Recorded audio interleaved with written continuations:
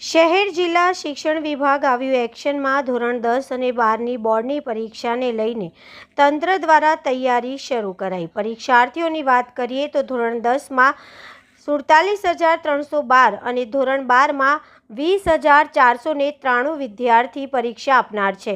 ધોરણ 10ની પરીક્ષા શહેર જિલ્લાના વિવિધ 45 પરીક્ષા કેન્દ્ર પર તથા ધોરણ 12 સાયન્સ અને કોમર્સની પરીક્ષા શહેર જિલ્લાના વિવિધ 21 પરીક્ષા કેન્દ્ર પર ઊભા કરવામાં આવ્યા છે। માધ્યમિક શિક્ષણ બોર્ડ દ્વારા આગામી ફેબ્રુઆરી 2026માં અંતમાં લેવાનારી ધોરણ 10 અને ધોરણ 12 સાયન્સ તથા કોમર્સની પરીક્ષાની પૂર્વ તૈયારી માટે જિલ્લા શિક્ષણ અધિકારીની કચેરી ખાતે તૈયારીઓ શરૂ કરાઈ છે। ધોરણ 10ની પરીક્ષા માટે શહેર જિલ્લામાં કુલ 4 ઝોન તથા ધોરણ 12ની પરીક્ષા માટે 2 ઝોન ઊભા કરવામાં આવ્યા છે। ધોરણ 10ની પરીક્ષા વિવિધ 45 કેન્દ્ર ઉપર અંદાજિત 156 બિલ્ડિંગ્સ ખાતે લેવાશે, જ્યારે ધોરણ 12 સાયન્સ અને કોમર્સની પરીક્ષા માટે 21 પરીક્ષા કેન્દ્ર ઊભા કરાયા છે, જ્યાં કુલ 66 બિલ્ડિંગ્સ ઉપર પરીક્ષાનું આયોજન કરવામાં આવ્યું છે। ધોરણ 10ની પરીક્ષા માટે સીસીટીવીથી સજ્જ એવા 1,618 બ્લોક્સ તથા ધોરણ 12ની પરીક્ષા માટે 630 બ્લોક્સ ઊભા કરવામાં આવ્યા છે। 12 સાયન્સની પરીક્ષા માટે 7,548 વિદ્યાર્થીઓ નોંધાયા છે।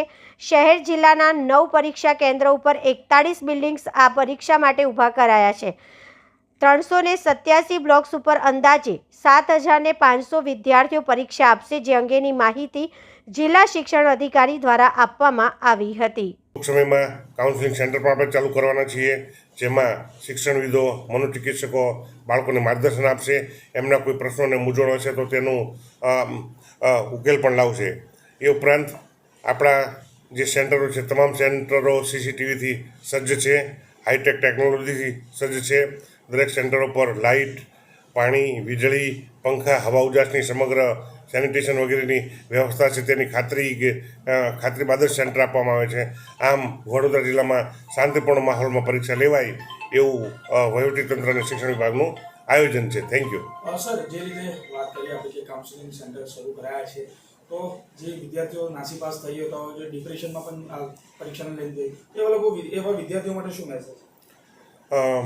આમ જોઈએ તો દરેક વિદ્યાર્થીઓને વાલીઓને પરીક્ષાનો હાવ હોય છે, તો પરીક્ષા એમને કોઈ પણ પ્રકારનો હાવ કે ચિંતા કે તણાવ રાખવાની જરૂર નથી।